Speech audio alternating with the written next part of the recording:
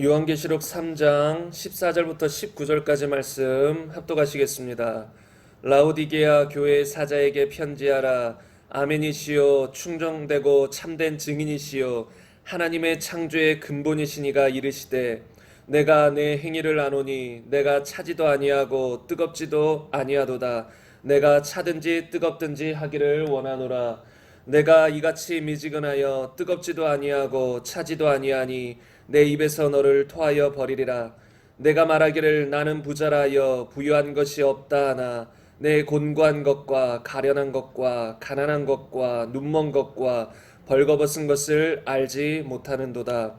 내가 너를 권하노니 내게서 불로 연단한 금을 사서 부유하게 하고 흰옷을 사서 입어 벌거벗은 수치를 보이지 않게 하고 안약을 사서 눈에 발라 보게 하라. 물은 내가 사랑하는 자를 책망하여 징계하노니 그러므로 내가 열심을 내라 회개하라. 아멘. 오늘은 나 자신을 반드시 바로 알아야 합니다 라는 제목으로 함께 말씀을 나누고자 합니다. 성경에서는 이 고린도전서 13장에 보면 사랑장이라고 불리는 장이 있습니다. 사랑은 어떤 것인가 이렇게 대해서 쭉 나와 있는데요. 우리는 보통 우리가 사랑한다고 하면 가장 먼저 떠올리는 사랑은 어떤 사랑인가요? 부모님의 사랑. 이것을 보통 가장 먼저 떠올릴 수 있을 것 같아요. 그래서 이 땅에서도 수많은 부모님들이 자식을 사랑합니다. 그래도 다른 자식은 몰라도 내 자식만큼은 어디다 버릴 수도 없고 정말 뭐 나쁜 짓을 하고 안 좋은 짓을 해도 끝까지 품는 게 부모잖아요. 그 자연적인 사랑. 그리고 먹을 것이 없으면 본인은 못 먹더라도 자기 자식은 먹이려고 하는 게 이 일반적인 부모님들의 마음이라는 거죠. 이게 엄청 큰 사랑이거든요. 어떻게 보면 이 땅에서는 가장 기본적으로는 가장 큰 사랑이 부모의 사랑이 아닐까 생각이 돼요. 그런데 성경에서 말하는 사랑은 이것 이상이죠. 하나님이 우리를 향한 사랑은 부모가 자식을 향한 사랑 그 이상이거든요. 그리고 그 사랑의 핵심은 그 사랑의 크기도 크지만 깊이도 아주 깊어요.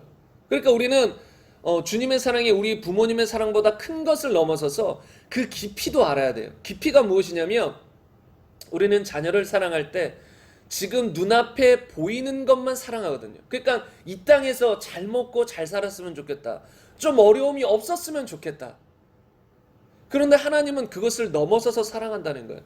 이 영혼이 죽었을 때 이 육체는 길어야 이 강건하면 70이고 길면 80인데 그 이후의 삶, 영원한 삶에서 반드시 잘 돼야 되는데, 다시 말하면 천국에 거해야 되는데 하나님은 항상 이 관점을 보시고 사랑하신다는 거예요. 그래서 단지 이 땅에서 잘 먹고 잘 사는 그것을 넘어서서 이 영혼 한 사람 한 사람이 영원토록 잘 되기를 바라보신다는 거예요. 제가 왜 이런 말씀을 드리냐면 저도 지금 여러분들을 향해서 이런 마음이에요. 우리가 이 땅에서는 뭐 대통령도 아니잖아요. 뭐 장관도 아니고 세상에서 뭐 백만장자도 아니에요. 그런데 제가 여러분을 향해서 우리를 향해서 말씀드리고 싶은 건 정말로 주님 나라 갔을 그때 인정받는 자가 되었으면 좋겠어요. 그때 주님께 칭찬받는 자가 되었으면 좋겠어요. 여기서 7, 80년 동안 무명으로 살다가 이름 없이 살다가 영원히 천국에서 빛나는 삶, 주님이 인정해 주시는 삶을 사는 것, 그게 진짜 복된 것이거든요. 그래서 저도 제 가정을 향해서 앞으로 자식도 태어나겠지만 자식을 향해서 또 부모님을 향해서 가장 원하는 건 주님 앞에 칭찬받는 거예요. 주님께 인정받는 거예요. 물론 이 땅에서도 좀 환경도 잘 되고 고통받지 않고 평안하게 살길 원하죠. 그 기본적인 마음이요. 사랑하니까. 기본적인 마음이에요. 그 마음이 없다면 그건 또 말이 안 되는 거죠. 사랑으로서. 그런 마음은 기본적인 거예요. 그런데 그 기본적인 것보다 더 깊어져야 된다는 거예요.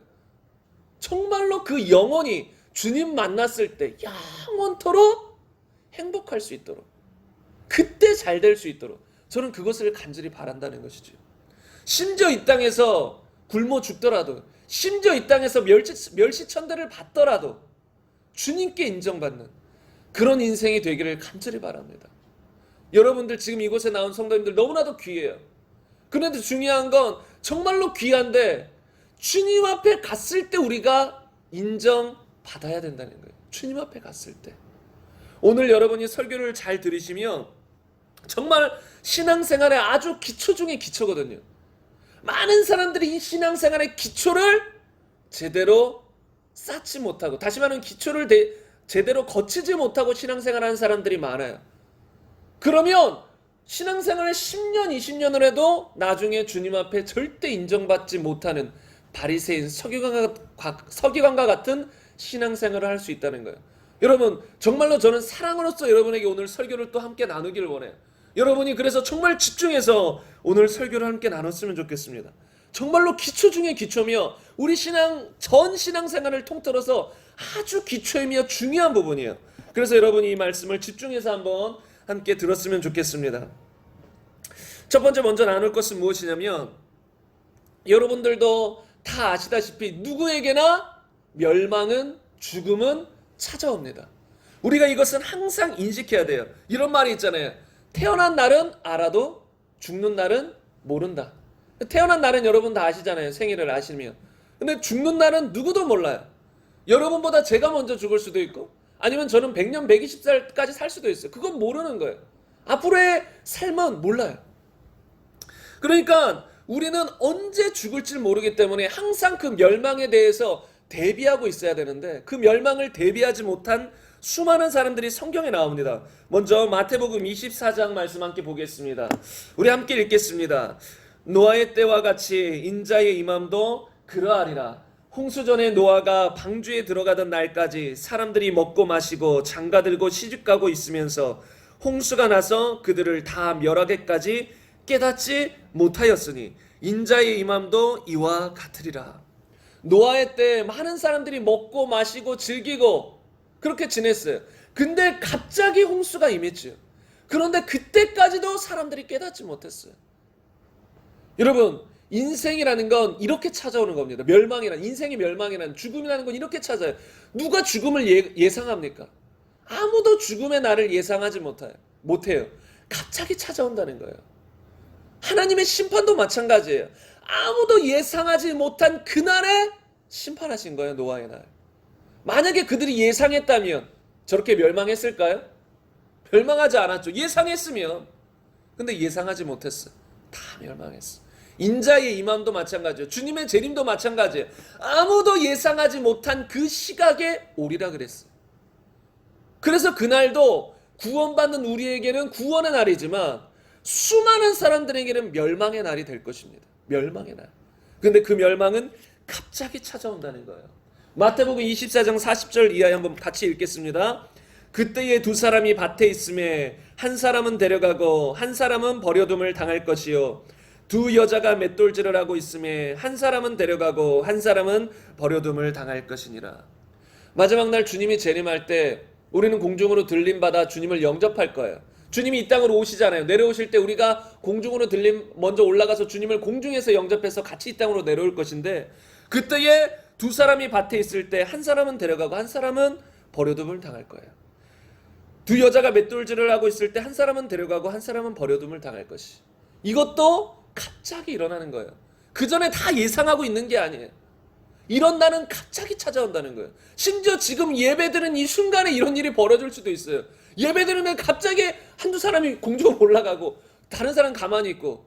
근데 가만히 있는 사람은 어떤 사람이에요?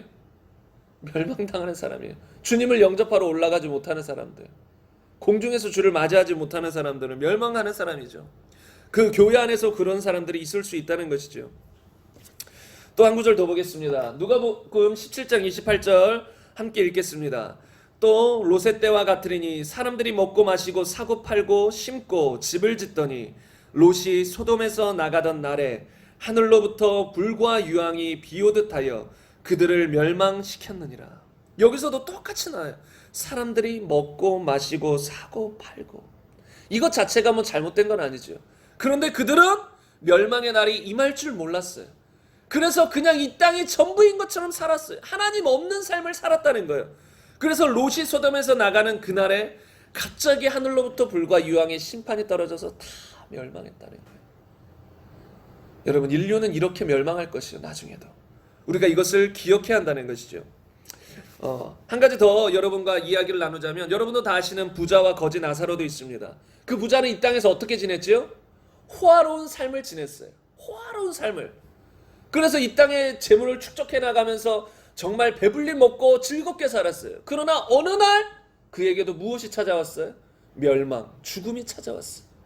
그래서 죽음 이후에 그는 이 음부에 떨어졌고 거지 나사로는 이 땅에서는 굶주렸고 힘들게 살았지만 다행히 그 사람은 회개를 했던 사람 같아요. 거지 나사로는. 그래서 아브라함 품에 안겼어요.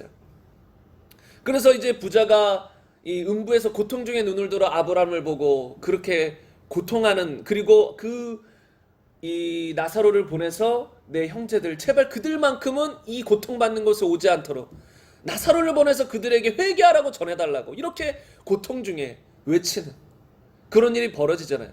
이 부자도 살아있을 때 그렇게 자신이 멸망해서 음부에 떨어질 걸 알았을까요? 몰랐을까요? 전혀 예상하지 못했어. 전혀 예상하지 못했어. 그래서 음부에 떨어져서 고통받는 것이죠. 그래서 우리는 항상 기억해야 될 것이 무엇이냐면 인생의 죽음은, 멸망은 갑자기 찾아온다는 거예요. 아무도 예상할 수 없어요. 여러분 이런 사람 가끔 보지 않았어요? 여러분 가족 중에도 이런 분이 있을 수 있어요. 내가 지금은 안 믿겠고 나이 한 50살, 60살 됐을 때 예수님 믿겠다. 그런 분들이 있어요. 예수님 믿어서 꼭 천국 가야 된다. 그럼 그래요. 천국은 가고 싶어요. 그러니까 제가 죽기 전에, 나중에 죽기 전에 믿겠습니다. 그 말의 상당한 위험성이 무엇인지 아세요? 언제 죽을지 모른다는 거예요. 인생은 언제 죽을지 몰라요. 만약에 인생이 언제 죽을지가 딱 정해져 있어요. 그러면 그 말이 어느 정도 효력이 있을 수 있어요. 죽기 전에 진심으로 회개하면 되니까. 근데 그렇게 예초의 마음을 먹고 있는 사람이 죽기 전에 회개한다는 것 자체도 진실된 회개는 나오기가 어려워요. 주님 앞에 마음이 잘못되어 있잖아요. 죽기 전에 그냥 천국만 가면 된다. 평생 나 위해서 주님 없이 살면서 죽기 전에 천국 티켓만 얻어야지. 이 마음 자체가 잘못된 것이거든요. 아무튼 우리는 죽는 날은 정해져 있지 않다는 거예요. 우리 입장에서는 아무도 알지 못한다는 거예요. 그래서 우리는 항상 갑자기 찾아오는 멸망을 준비하고 있어야 될 줄로 믿습니다. 그런데 많은 사람들은 이 1차적인 죽음, 육체의 죽음, 그것에 대해서 끔찍하다, 죽기 싫어, 죽음은 싫어, 끔찍해 이렇게 생각하지만 여러분도 알다시피 육신의 죽음보다 더 끔찍한 죽음은 무엇일까요? 영혼의 죽음이지요. 성경에서는 그것을 둘째 사망이라고 합니다. 히브리서 9장 27절에 보면 한 번 죽는 것은 사람에게 정해진 것이요 그 후에는 심판이 있으리니. 반드시 사람은 한 번 죽어요. 육신으로는 다 죽어요. 근데 그 후에는 심판이 있어요. 근데 그 심판을 통해서 무엇이 결정되냐면 요한계시록 20장 14절 이하에 보면 사망과 음부도 불못에 던져지니 이것이 둘째 사망 곧 불못이라. 누구든지 생명책에 기록되지 못한 자는 불못에 던져지리라. 회개하지 않은 자, 예수님을 주인으로 믿지 않은 자, 끝까지 믿음을 지키지 못한 자는 생명책에 기록되어 있지 않아요. 기록되어 있다가도 지워져요. 그런 사람들은 결국은 어떻게 돼요? 불못에 던져져요. 영원한 지옥. 불못에 던져지는데 그것이 곧 둘째 사망이다라고 성경은 말해요. 동일하게 요한계시록 21장 8절에 보면 그러나 두려워하는 자들과 믿지 아니하는 자들과 흉악한 자들과 살인자들과 음행하는 자들과 점술가들과 우상숭배자들과 거짓말하는 모든 자들은 불과 유황으로 타는 못에 던져지리니 이것이 둘째 사망이다. 여러분 우리가 정말로 두려워해야 될 것은 이 둘째 사망이라는 거예요. 첫째 사망은 다 죽는 거예요. 진짜 우리가 두려워해야 될 것은 둘째 사망인데 여러분 여기서 보세요. 두려워하는 자들과 믿지 아니하는 자들. 보통 사람들은 믿으면 천국 간다라고 하죠. 근데 여기는 믿지 아니하는 자들도 한 카테고리에 불과해요.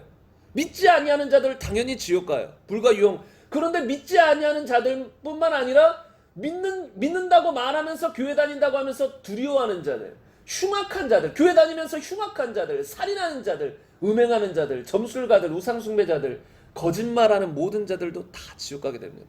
왜요? 제대로 된 믿음이 아니에요. 참된 회개와 제대로 된 믿음이 아니라는 거예요. 그래서 이렇게 다 포함되는 거예요. 믿지 아니하는 자들, 그냥 믿지 아니하는 자들은 기본으로 지옥 가는 것이고 믿음에도 불구하고 흉악하거나 살인하거나 이런 자들도 다 지옥 간다는 거예요. 여러분 이런 사람들도 있습니다. 요새 동성연애하면서 목사가 된 사람들. 그러니까 벌써 동성연애자예요. 공개적으로 나는 남자인데 남자를 사랑한다. 그런데 미국의 어떤 장로교나 이런 데서는 그 사람들에게 안수를 해요. 목사 안수를. 그래서 동성연애 목사인 거예요. 그럼 그 안에는 동성연애자들이 수없이 많이 있을 수 있겠죠. 그러면서 예수님을 전하는 거예요. 하나님을 전하는 거예요. 그 안에 구원이 있을까요? 없어요. 본인도 지옥 가요. 동성연애자는 무조건 100% 지옥 갑니다. 회개하지 않는 이상 100% 지옥 가요. 그러면서 예수님을 믿는데요. 그러면서 하나님을 따른대요. 하나님은 그들을 가증스럽게 여겨요. 믿는다라고 말은 하지만 그 마음에는 더러운 것들이 가득하다. 바리새인과 같다는 거죠. 그래서 여러분, 우리가 이런 것들로 경각심을 가져야 될 줄로 믿습니다. 예수님 한번 이렇게 말씀하셨습니다. 사람이 만일 온 천하를 얻고도 자기의 목숨을 잃으면 무엇이 유익하리요? 사람이 무엇을 주고 제 목숨과 바꾸겠느냐? 한 구절만 여러분 더 보면 마태복음 5장 29절 이하에 보면 여러분, 이런 말씀은 정말 마음에 새기고 평생을 이 주님을 경외하며 경각심을 가지며 살아가는 것이 중요합니다. 우리 이것을 함께 읽겠습니다. 만일 내 오른눈이 너로 실족하게 하거든 빼어내버리라. 내 백체 중 하나가 없어지고 온몸이 지옥에 던져지지 않는 것이 유익하며, 또한 만일 내 오른손이 너로 실족하게 하거든 찍어내버리라. 내 백체 중 하나가 없어지고 온몸이 지옥에 던져지지 않는 것이 유익하니라. 마태복음 10장 28절에 보면 몸은 죽여도 영혼은 능히 죽이지 못하는 자들을 두려워하지 말고 오직 몸과 영혼을 능히 지옥에 멸하실 수 있는 이를 두려워하라. 안식교에서는 영혼 멸절설을 말합니다. 영혼이 사라진다고 말해요. 불에 타서 없어진다고 말해요. 그런데 만약에 영혼이 없어진다면, 우리가 죽은 다음에 영혼이 없어져 버려요. 그냥 죽으면 끝이에요. 아무것도 없어요. 그렇다면 예수님이 이런 말씀을 하셨을까 한번 우리가 생각해 봐야 돼요. 우리가 죽으면 영혼을 지옥에 던져서 태워서 없애버려요. 그러면 예수님이 이런 말씀을 하실까요? 오히려 죽어서 태워서 지옥에서 없애버리면 그것은 크게 두려운 게 없어요. 없어져 버리니까. 그런데 몸은 죽여도 영혼은 능히 죽이지 못하는 자들을 두려워하지 말라는 거예요. 이 육신을 죽이는 것보다 영혼을 지옥에 멸하는 것이 더 끔찍하다는 거예요. 그만큼 두렵다는 거예요. 그리고 예수님은 아예 눈을 뽑아버리라, 팔을 잘라버리라, 죄를 짓게 하면, 그 정도로 죄를 무섭게 여기셨고, 지옥에 던져지지 않는 것, 팔 자르고 눈 빼가지고 지옥에 던져지지 않는 것이 낫다라고 이 강력하게 말할 정도로 지옥에 던져지는 것이 어떻게 해요? 무섭다라는 거예요. 단지 영혼이 사라져버린다면 그렇게 무서운 게 아니에요. 만약에 여러분이 지옥에 던져져요. 영혼이 멸절돼 버려, 없어져 버려요. 그럼 그게 그런 무서움이 있을까요? 없어지는데, 아예 사라져 버렸는데. 지옥이 가장 무서운 건 영원하기 때문이거든요. 죽을 수 없기 때문에. 그래서 토머스 아캠퍼스라는 사람은 이렇게 말했습니다. 지옥에서 1시간 받는 고통이 이 세상에서 100년 동안 받는 가장 심한 고통보다 더 견디기 힘들다. 여러분, 여기서 이 지상에서 히틀러와 김정은과 100년 동안 사는 것보다 지옥에서 1시간 고통받는 것이 더 고통스러울 겁니다. 여러분이 생각하기에 이 땅에서 끔찍한 사람들, 여러분도 각자 마음속에 정말 저 사람은 싫어, 끔찍해, 말도 섞기 싫어, 이런 사람이 있을 수도 있어요. 그런데 그런 사람과 100년 사는 것보다 지옥에서 1시간 고통받는 것이 더 고통스러울 것입니다. 엘렌 하프만이라는 사람은 이런 간증을 했어요. 한번 잘 들어보세요. 어느 날 밤 호련히 하나님의 임재와 성령의 충만함이 느껴졌습니다. 곧 그녀는 주님의 음성을 들었습니다. 보아라, 지옥을 주시하여라. 주님이 지옥을 보여주신 거예요. 순간 이 말이 끝나자마자 그녀 앞에 불타는 벽이 나타났습니다. 그 불 한가운데는 젤리 같은 어떤 실체가 있었는데 그것이 떨리면서 흔들리기 시작했습니다. 그리고는 곧 흐느낌이 섞인 절규가 새어나왔습니다. 오 하나님, 저를 도와주세요. 절 도와주세요. 이거하고는 비교할 수 없는 절규였겠죠? 제 이런 표현이랑 비교가 안 됩니다. 그것은 계속 그렇게 울부짖고 있었습니다. 그때 주님께서 말씀하셨습니다. 사랑하는 딸아, 지금 네가 보고 있는 불꽃 속의 이 영혼은 지옥에 온 지 1800년이나 된 남자로 지금까지 나에게 이렇게 울부짖고 있단다. 지금 주님 앞에 울부짖고 있는데 그렇게 울부짖은 게 1800년이나 지났다는 거예요. 여러분, 그래서 지옥만큼은 절대 가면 안 되는 거예요. 그래서 우리가 왜 복음을 전도해요? 왜 가족을 예수님 믿게 하려고 해요? 예수님 믿고 이 땅에서 잘 먹고 잘 살려고 하는 건가요? 아니에요. 제발 그 영혼이 천국에 가도록, 이 지옥에는 가지 않아야 하기 때문에 복음을 전하는 거예요. 여러분, 예수님이 이 땅에 와서 천국 복음을 전했어요. 천국 복음이 뭐예요? 결국은 너희가 복음을 믿고 천국 가라는 거예요. 천국에 대해서 알려주고, 천국은 누가 들어가는가에 대해서 알려주고, 너희 회개하고 예수님 믿어서 복음을 믿어서 천국 가라는 거예요. 산상수훈도 뭐예요? 심령이 가난한 자는 복이 있나니 무엇이 너희의 것이며 천국이 너희의 것이며, 애통하는 자는 복이 있나니 위로를 받을 것이며, 언제 위로를 받아요? 천국에서 위로를 받을 것이며. 여러분, 다 천국 이야기입니다. 산상수훈도 다 천국에 관한 이야기고, 예수님 항상 말씀하신 게 무엇이에요? 천국 복음이에요. 너희가 어떻게 해야 천국에 들어갈 수 있는가? 왜요? 그만큼 지옥은 끔찍하기 때문에. 그렇기 때문에 우리가 반드시 예수님을 제대로 믿고 끝까지 믿음을 지켜서 천국에 들어가야 될 줄로 믿습니다. 그런데 여기서부터 정말로 더 중요해집니다. 그렇다면 사람들은 왜 멸망당합니까? 왜 갑자기 멸망해서 지옥에 가게 됩니까? 핵심은 무엇이죠? 제가 계속 외치는 거, 진정한 회개가 있지 않아서, 표면적인 회개만 있어서, 또 예수님을 단지 구주로만 믿었기 때문에. 구주로만 믿은 사람들의 특징이 뭐예요? 내 삶은 내 마음대로, 또 신앙생활은 교회에 있을 때만. 그게 예수님을 구주로 믿은 사람들의 특징이에요. 나를 구원해 줄 뿐, 그냥 나를 천국에 보내줄 티켓을 줄 뿐, 나를 위해 십자가 주시고 나의 죄값을 치러주셨기 때문에 난 믿기만 하면 천국 가, 이렇게 믿는 사람들. 근데 성경은 반드시 예수님을 믿고 구원받을 때 표현이 무엇이었냐면 주 예수를 믿으라예요. 주자를 먼저 앞세운단 말이에요. 주님이신 예수님을 믿어라. 너의 주인이신 예수를 믿으라는 거예요. 나의 주인, 그 예수님을 믿어라. 고린도후서에 보면 그가 죽으시고 살아나신 이유가 무엇인지 아세요? 다시는 우리가 우리 자신을 위해 살지 않고 죽었다가 다시 살아나신 이 예수를 위해 살게 하려 하심이라. 예수님이 왜 십자가에 지신지 아세요? 단지 구원의 티켓 주시려고? 그게 핵심이긴 하죠. 근데 그 이면에 무슨 의미가 있냐면, 다시는 너희 자신을 위해 살지 않고 너희의 주인이신, 너희의 왕인, 너희를 지은 창조주인 하나님께 돌아와 주님 안에서 주님과 동행하며 주를 위해 살게 하려 함이라. 이게 성경이 말하는 구원론이에요. 구원론. 그래서 겸손하지 못한 자, 마음이 낮아지지 못한 자, 자신의 죄를 깨닫지 못한 사람은 절대 천국에 못 간다는 거예요. 자신의 죄, 자신의 낮아짐을 경험하지 못한 사람은 예수님을 주인으로 믿을까요? 안 믿을까요? 절대 믿지 않습니다. 믿고 싶지 않을 거예요. 여러분 마음속에서도 그런 마음이 있지 않습니까? 내 마음대로 살고 싶다, 내 뜻대로 살고 싶다, 이런 마음이 있어요. 그런데 그런 마음이 사람들 속에 있는데 어떻게 예수님을 내 마음의 주인으로 모시냐고요? 나의 왕으로 모시냐고요? 그냥 교회에서는 주인이라니까 주여 주여 하지만 참 이 마음에 주님은 나의 주님이십니다 인정이 안 돼요. 마음이 낮아지지 않으면, 나의 존재를 인식하지 못하면 절대로 그런 인생을 살 수 없습니다. 그래서 우리는 철저히 낮아진 마음을 가져야 되는데, 오늘 말씀의 핵심이 그것이에요. 여러분, 회개하고, 저를 보세요. 회개하고 예수님을 믿기 전에 반드시 선행되어야 되는 게 있어요. 선행. 이것이 없으면 제대로 된 회개, 제대로 된 믿음을 가질 수 없습니다. 근데 많은 한국교회 교인이 여기에서 빵꾸가 나 있어요. 여기에 구멍이 나 있어요.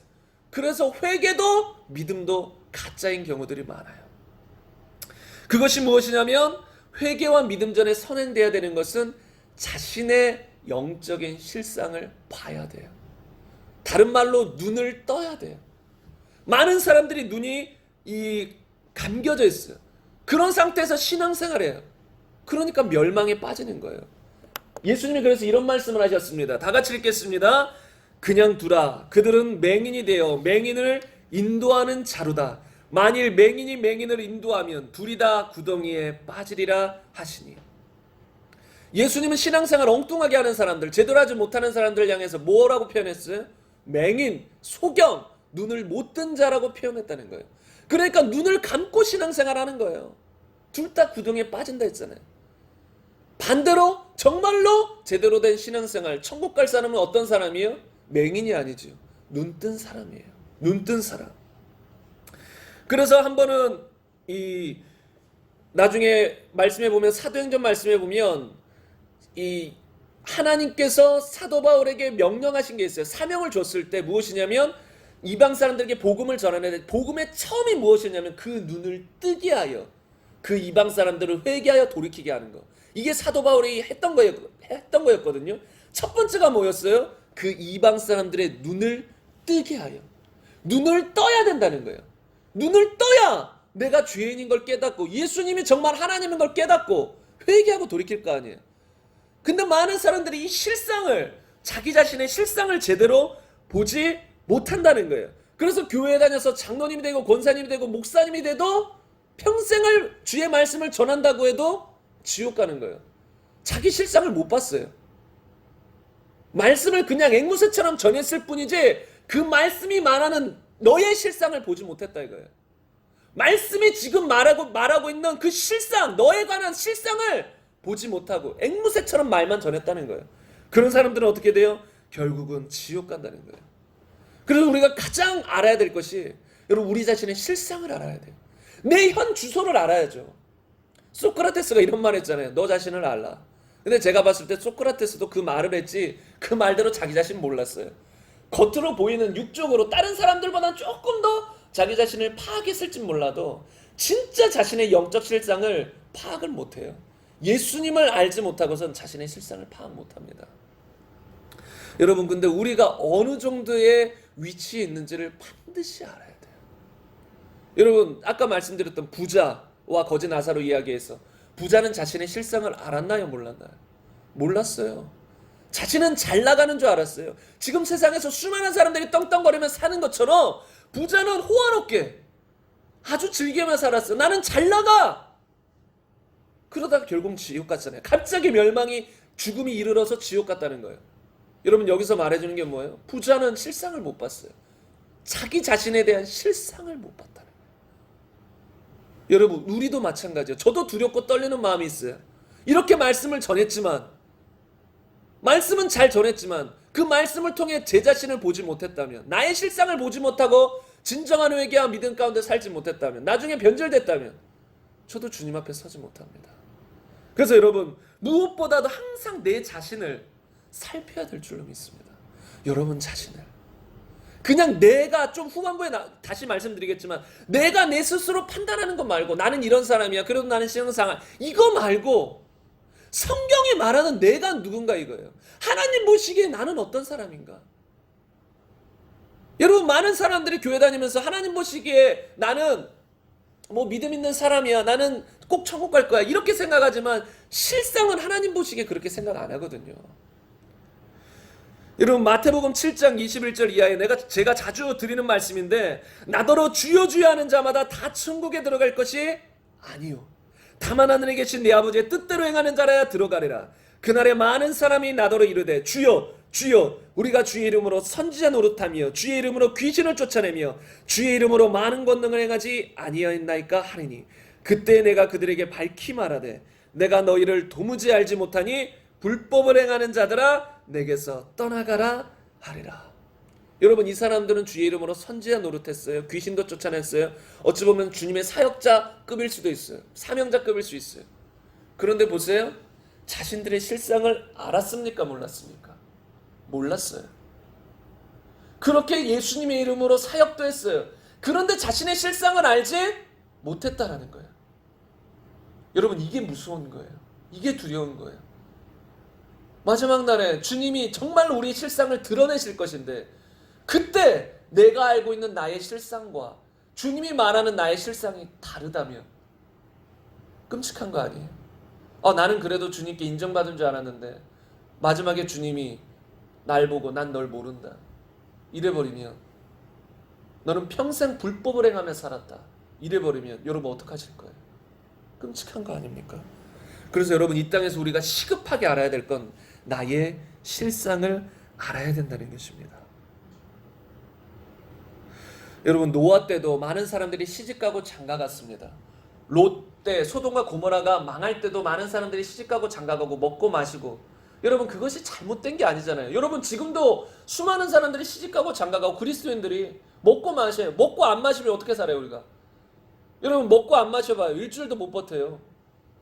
그런데 먹고 마시는 거 그것이 잘못된 게 아니에요. 시집가고 장가가는 거, 그것이 잘못되는 게 아니에요. 오히려 혼인을 금해버리는 거, 이것이 성경적으로는 잘못된 거예요. 하나님 혼인을 금하면 안 된다고 해요. 하나님이 제정하신 법이에요. 혼인할 수 있어요. 근데 어떤 사람들이 나타나가지고 혼인을 금하고 어떤 음식들을 먹으면 안 된다라고 하고, 이것이 잘못된 거예요. 그럼 혼인도 되고 먹고 마시는 것도 돼요. 근데 그들의 문제가 무엇이었어요? 노아의 때 사람과 소돔과 고모라 때의 사람들의 문제가 자신들의 영적인 실상을 몰랐다는 거예요. 지금 자신이 지옥 백성이고 하나님의 백성이 아닌 것을 몰랐다는 거예요. 그래서 어느 순간 멸망이 왔을 때 다 지옥에 가는 것이죠. 여러분, 이게 심각한 거예요. 먹고 마시고 이 땅에서 잘 사는 거, 그런 것은 크게 중요한 게 아니에요. 잘 살고 안 살고 그게 핵심이 아니라 나의 영적인 실상이 어떠한가, 그것이 정말로 중요하다는 것이죠. 그래서 마태복음 25장에 보면 하나님께서 마지막 날에 양과 염소를 딱 가르신다고 했어요. 제가 자주 사용하는 말씀이에요. 양과 염소를 딱 갈라요. 근데 양과 염소를 가르는 기준이 뭐였어요? 이 땅에 하나님의 백성들, 지극히 작은 자에게 한 것, 어떤 사람이 주위에 어떤 사람이 굶주려요, 그를 먹였는가? 어떤 사람이 헐벗었어요, 그에게 입혔는가? 어떤 사람이 감옥에 갔어요, 가서 돌봤는가? 그것이 심판의 기준이었어요. 마태복음 25장의 기준은 보면. 그러니까 앵무새처럼 나 믿었어 이게 아니라, 그 믿었으면, 믿음은 반드시 사랑으로서 표현되는 믿음이라고 성경이 말하는데, 너가 정말 믿었으면 표현이 됐냐 이거예요. 누가 굶주리고 있을 때 먹였냐 이거예요. 고통받고 있을 때 돌봐줬냐 이거예요. 그러지 않았다는 거예요. 그래서 왼편에 있는 염소들에게는 너희는 영원한 영벌에, 저주를 받은 자들아 내게서 떠나가라, 영원한 영벌에 처하잖아요. 근데 그들이 이렇게 대답해요. 예수님이 너희는 내가 헐벗었을 때 돌보지도 않았고 입히지도 않았고 옥에 갇혔을 때 돌아보지도 아니하였다 했을 때 그들이 이렇게 대답합니다. 그들도 대답하여 이르되 주여 우리가 어느 때에 그리하나이까? 우리가 언제 그랬어요? 주님이 헐벗을 때 안 돌본 적이 언제 그랬습니까? 우리 그런 적 없어요. 기억도 안 나요. 그랬더니 지극히 작은 자에게 하지 않은 것이 나에게 하지 않은 것이다. 여러분, 여기서 이들은 자신의 실상을 전혀 알지 못했다는 거예요. 자신들은 심지어 잘못한 게 없는 줄로 생각한 거예요. 어느 때에 그랬습니까? 잘못한 걸 모르는 거예요, 심지어. 근데 예수님은 딱 진리로 비춰주시죠.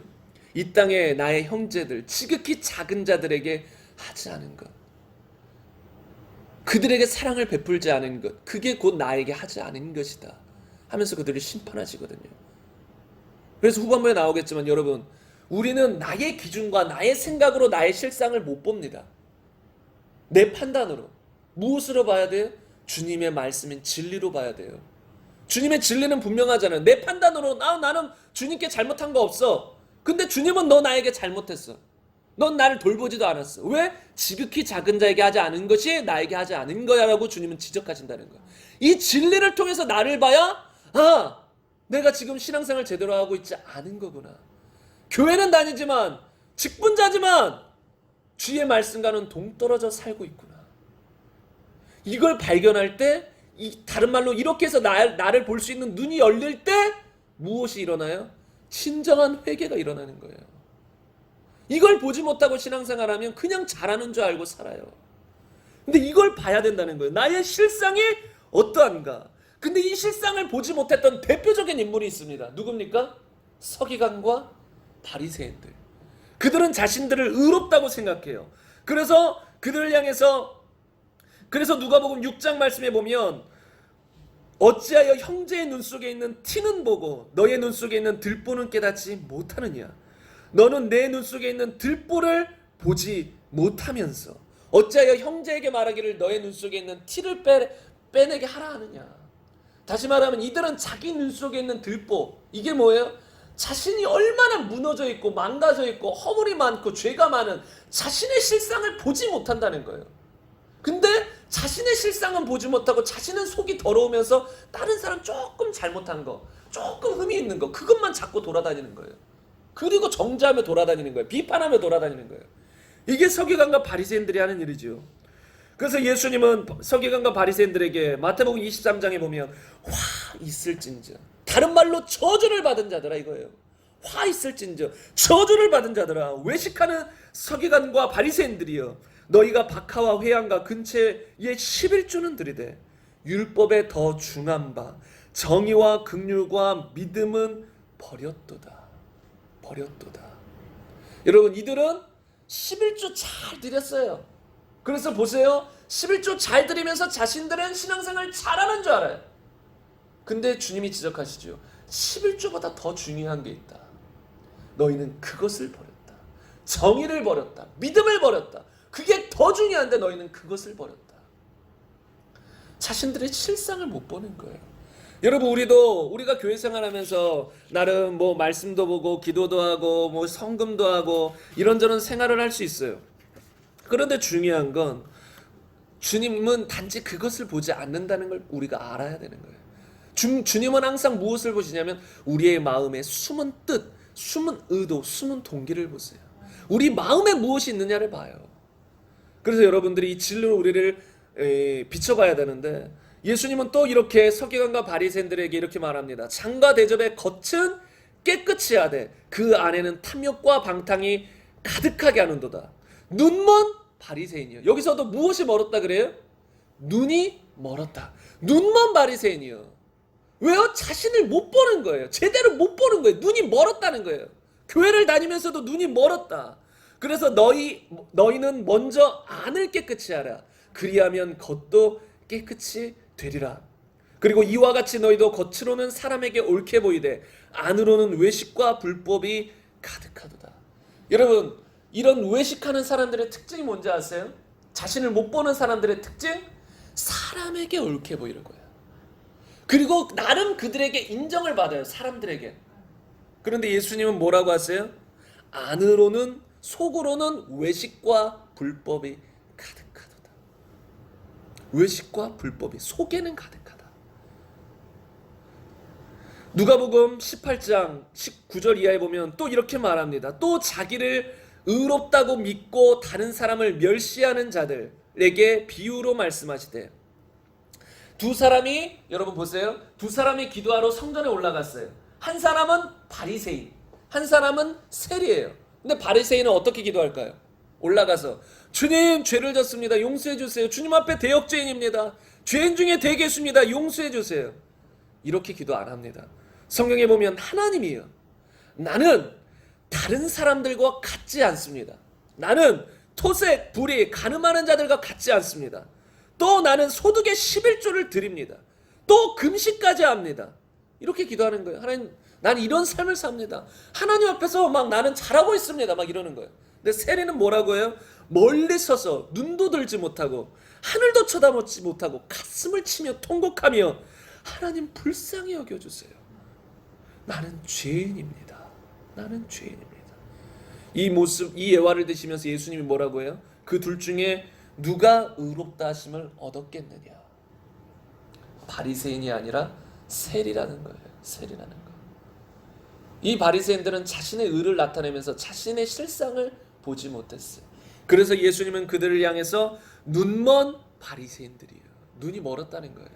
여러분 이 세상에 눈먼 사람들이 얼마나 많나요? 자신의 모습, 실상을 보지 못하면서 겉으로 꾸미는 사람 얼마나 많아요. 여러분 오늘 본문 말씀을 보겠습니다. 오늘 본문 말씀을 보면 17절에 이런 말씀이 있습니다. 네가 말하기를 나는 부자라 부유하여 부족한 것이 없다 하나 너의 곤고한 것과 가련한 것과 가난한 것과 눈먼 것과 벌거벗은 것을 알지 못하는도다. 지금 라오디에 계약 교회 성도들에게 하는 말이에요. 그들은 자신을 어떻게 생각해요? 나는 부자라 해서 부족한 것이 없다. 부자라 부족한 것이 없다. 그런데 예수님 말씀하시죠. 그들의 실상에 대해서 너는 공고한 자다, 가난한 자다, 눈멀고 벌거벗은 자다. 실상을 말해주는 거예요.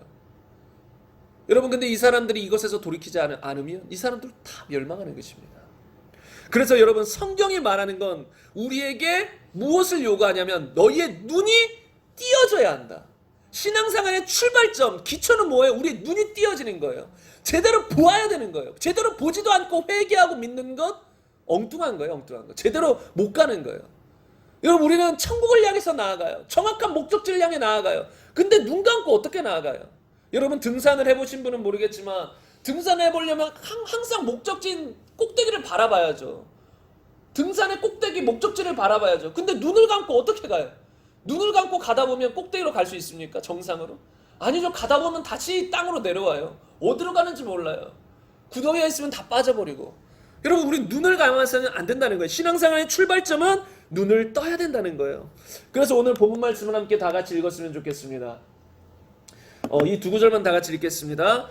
네가 말하기를 나는 부자라 부유하여 부족한 것이 없다 하나 내 곤고한 것과 가련한 것과 가난한 것과 눈먼 것과 벌거벗은 것을 알지 못하는도다. 내가 너를 권하노니 내게서 불로 연단한 금을 사서 부유하게 하고 흰옷을 사서 입어 벌거벗은 수치를 보이지 않게 하고 안약을 사서 눈에 발라 보게 하라. 여기서 다른 말들도 많이 있지만 여기서 보고 싶은 함께 지금 나누고 싶은 건 안약을 사서 눈에 발라 어떻게 하라예요? 보게 하라. 봐야 되는 거예요. 눈이 멀어 있으니까 봐야 된다는 것이에요. 그래서 이 사도행전 말씀에 보면 여기 보겠습니다. 26장 보면 이 사도 바울이 주님을 만났을 때 이런 일들이 벌어졌다는 거예요. 내가 대답하되 주님 누구시니까? 주께서 이르시되 나는 네가 박해하는 예수다. 일어나 너의 발로 서라. 내가 내게 나타난 것은 곧 내가 나를 본 일과 장차 내가 내게 나타날 일에 너로 종과 증인을 삼으려 함이니 이스라엘과 이방인들에게서 내가 너를 구원하여 그들에게 보내요. 여기 잘 보세요. 잘 보세요. 잘 보시면 그 눈을 뜨게 하여 어둠에서 빛으로 사탄의 권세에서 하나님께로 돌아오게 하고 죄사함과 나를 믿어 거룩하게 된 무리 가운데서 기업을 얻게 하리라. 여기서 잘 보세요. 어둠에서 빛으로 사탄의 권세에서 하나님께로 돌아오게 한다 했잖아요. 근데 어떻게 어둠의 권세에서 빛으로 사탄의 권세에서 하나님께로 돌아와요? 어떻게 죄사함을 받고 주님을 믿어 거룩하게 돼요? 처음이 뭐예요? 시작이 무엇으로 돼요? 그 눈을 뜨게 하여. 눈을 떠야 돌아오는 거예요. 내가 지금 어둠 가운데 속해 있구나. 내가 죄인으로서 죽을 죄인이구나. 흑암 가운데 속해 있구나. 마귀의 자식으로 살고 있구나. 내가 어둠 가운데 속해 있는 것에 대해서 눈을 떠야 된다는 거예요. 그래야 돌아올 수 있다는 것이죠. 사도 바울이 이렇게 복음을 전한 거예요. 그들의 눈을 뜨게 하여 사람들을 이 사단의 나라에서 하나님의 나라로 돌아오게 했다는 것입니다. 그래서 여러분 정말로 우리가 시급한 것은 우리가 교회를 다니는 것을 그게 중요한 게 아니라 교회를 다니면서 내가 눈을 뜬 자인가. 그리고 눈을 떠도 희미하게 뜨면 안 돼요. 여러분 희미하게 뜨다 보면 어느 순간 감아요. 눈을 감게 돼요. 그리고 희미하게 뜨면 잘 못 보잖아요. 내 실상을. 눈을 크게 뜨셔야 돼요. 진리를 통해 확실히 눈을 뜨셔서 나의 실상을 봐야 될 줄로 믿습니다. 근데 여러분 이렇게 보지 못하는 자들의 특징에 대해서 아까 제가 말씀드렸잖아요. 바리새인들 겉으로만 옳게 보이고 그래서 그들의 특징이 뭐예요? 그들의 특징이 무엇이냐면 이 마태복음 15장 8절에 보면 이 백성이 입술로는 나를 공경하되 마음은 내게서 멀도다. 마음이 변절되어 있다는 거예요. 마음은 주님을 향하지 않고 있다는 것이에요. 그렇다면 여러분들 이렇게 바리새인들이 있고 이들은 눈먼 사람들인데 여러분 그렇다면 이제 마지막입니다. 이렇게 눈을 뜨는 것이 중요한데 그럼 눈을 어떻게 뜰까요? 이게 핵심이잖아요. 눈을 떠야 한다. 백날 첫날 말해도 눈 뜨는 법을 안 가르쳐주면 눈 뜨는 법을 모르면 어떻게 눈을 뜰 거예요? 맹인 보고 눈 뜨세요 눈 뜨세요 말하면서 눈을 뜨게 안 도와줘요. 그럼 아무 의미가 없는 거잖아요. 그러니까 지금 이 시간 정말 중요합니다. 이렇게 눈 뜨는 것이 우리의 영혼을 갈라놓는 천국과 지옥을 갈라놓는 우리의 모든 삶을 결정하는 정말 시금석이고 중요한 부분인데 어떻게 하면 눈을 뜰 수 있을까? 그것에 대해서 마지막으로 나누겠습니다. 우리가 먼저 알아야 될 것은 숨길 수 없다는 것을 인식해야 돼요. 숨길 수 없다. 무엇을 숨길 수 없을까요? 하나님 앞에 나의 중심을 숨길 수 없다. 여러분 다 같이 읽겠습니다. 함께 읽겠습니다. 내 아들 솔로몬아 너는 내 아버지 하나님을 알고 온전한 마음과 기쁜 뜻으로 섬길지어다. 여호와께서는 모든 마음을 감찰하사 모든 의도를 아시나니. 여기까지 읽겠습니다. 여러분, 여호와께서는 모든 마음을 감찰하시고 모든 의도를 아신다라고 했어요. 그리고 로마서 말씀 한 구절 더 보면 우리 다 같이 읽겠습니다. 네가 어찌하여 내 형제를 비판하느냐, 어찌하여 내 형제를 업신여기느냐, 우리가 다 하나님의 심판대 앞에 서리라. 기록되었으되 주께서 이르시되 내가 살았노니 모든 무릎이 내게 꿇을 것이요 모든 혀가 하나님께 자백하리라 하였느니라. 이러므로 우리 각 사람이 자기 일을 하나님께 직구하리라. 우리가 하나님께 우리 속에 있는 것들을 직구하지 않아도, 자백하지 않아도, 아까 처음 읽은 말씀에서 뭐예요? 하나님은 우리의 모든 마음을 감찰하사 모든 의도를 아셔요. 이럼에도 불구하고 마지막 날에 어떤 일이 벌어져요? 우리가 우리의 입으로 우리의 실상을 하나님께 자백하게 됩니다. 우리의 실상을 보기 위해서 첫 번째로 중요한 것이 무엇이냐면 숨기면 안 돼요. 사람 앞에는 뭐 다 드러낼 필요 없죠. 사람 앞에 우리의 안 좋은 모습 드러내봤자 별로 좋을 건 없어요. 왜냐하면 세상 사람들에게 잘못된 모습 보이면 비난하고 헐뜯기만 하지, 우리를 뭐 도와주고 뭐 회복시켜주는 이런 게 아니잖아요. 우리의 허물이 드러나면 세상 사람들은 비난하죠. 서로 헐뜯고 물어뜯잖아요. 그래서 사람들에게 굳이 뭐 그런 걸 드러낼 필요는 없지만 하나님 앞에는 절대로 숨겨서는 안 된다는 거예요. 왜요? 하나님은 우리가 숨기려고 해도 그것을 속는 분이 아니에요. 그것을 모르는 분이 아니에요. 우리의 모든 의도, 숨은 동기까지 다 찾아내시는 분이에요. 다 아시는 분이에요. 그리고 마지막 날에 주님의 심판대 앞에서 우리가 다 자백하게 될 거예요. 내가 이런 삶을 살았습니다. 이런 죄를 졌습니다. 다 자백하고 직구할 것입니다. 그래서 우리가 우리 자신의 실상을 보려면 먼저 숨기지 말아야 된다는 거예요. 근데 여러분, 이제 상담 심리학이나 이런 용어 중에 방어 기제라는 표현이 있어요. 그것이 무엇이냐면 감추려고 하는 거예요. 왜 감추는지 아세요? 아프니까, 고통스러우니까. 어떤 과거의 끔찍한 사건, 뭐 기억하기 싫은 어떤 어려움들, 그런 것은 자꾸 잊어버리려고 해요. 감추려고 해요. 기억하지 않으려고 해요. 그게 뭐예요? 방어라는 거예요. 인간이 기본적으로 자신을 보호하고 싶어서 아프기 싫으니까 자꾸 감추고 숨어버리는 거예요. 근데 이것이 하나님 앞에서는 오히려 해가 돼요. 왜 자꾸 감추려는 거예요? 우리가 하나님 앞에 어떤 죄악들이 있잖아요. 잘못된 모습들이 있잖아요. 근데 아픈 거예요. 나의 잘못된 모습과 실상을 보는 것이 두려운 거예요. 나의 이렇게 무너진 실상을 보는 게 두려워요. 그래서 감춰요. 그게 하나님 앞에서도 그런다는 거예요. 하나님 앞에서는 정말 그런 아픈 것들, 나의 죄의 실상들을 다 고백하고 자백하고 회개해야 되는데 하나님 앞에 나아가서도 그것은 싹 감추고, 왜? 생각하는 것도 싫고 주님이 또 두려우니까. 하나님은 분명히 사랑이신데 두려운 하나님만 아는 사람들은 또 하나님 앞에 쉽게 그런 말을 하기가 어려워요. 두려워요, 그냥 무조건. 근데 하나님은 회개하는 자를 용서하고 품어주시는 분임에도 불구하고 그것을 믿지 못하고 그냥 막연히 두려워요. 그래서 숨어요. 그러면 자신의 실상을 볼 수 없는 거예요. 자신이 가려버리고 있는데, 내 스스로 눈을 감고 있는데 어떻게 보냐고요. 그래서 우리는 하나님 앞에는 숨길 수 없다. 이것을 철저히 인식하고 나의 모든 숨은 뜻을 하나님 앞에 열어야 될 줄로 믿습니다. 그리고 이제 두 번째이자 마지막이며 핵심인, 어떻게 해야 그러면 우리가 우리의 실상을 볼 수 있는가? 어떤 사람들은 수련회나 이런 거 수련회 가서 특별한 체험을 하기도 합니다. 무엇이냐면 막 갑자기 기도를 하는데, 막 회개하고 기도를 하는데 막 내 눈앞에 환상이 펼쳐지는 거예요. 나의 지금까지 지은 죄악들이 파노라마처럼 쫙 펼쳐지기도 해요. 이런 간증들을 많이 들어봤어요. 그런데 그렇게 해서 막 내가 죄인인 걸 깨닫고 막 회개하기도 해요. 여러분들도 이런 간증을 들어보셨는지는 모르겠지만 어떤 수련회에 참석하다 보면 그런 이야기들을 종종 들어요. 막 갑자기 수련회 참석했는데 눈을 감았는데 내 죄가, 과거에 있는 모든 죄가 파노라마처럼 쫙 펼쳐지더니, 그래서 내가 죄인인 걸 깨닫고 회개했다, 뭐 이런 이야기들. 근데 그것도 참 감사하죠. 은혜죠. 사도 바울처럼 갑자기 주님이 나타나셔서 빛을 비추셔서 깨닫게 해주신 거, 은혜입니다. 그런데 여러분, 이런 신비한 체험, 영적인 체험, 이것 가지고는 제대로 된 우리의 실상을 보지 못해요. 아무리 그런 체험을 했다고 할지라도 여러분 1년, 2년 지나면, 아니요, 수련회 끝나고 하루만 지나도 다 까먹어버립니다. 학생들, 뭐 중고등부들 막 눈물로 막 회개했어요. 나 죄인이에요. 수련회 끝나고 땅 하면 그냥 똑같아요. 이전과 다른 삶이 아니에요.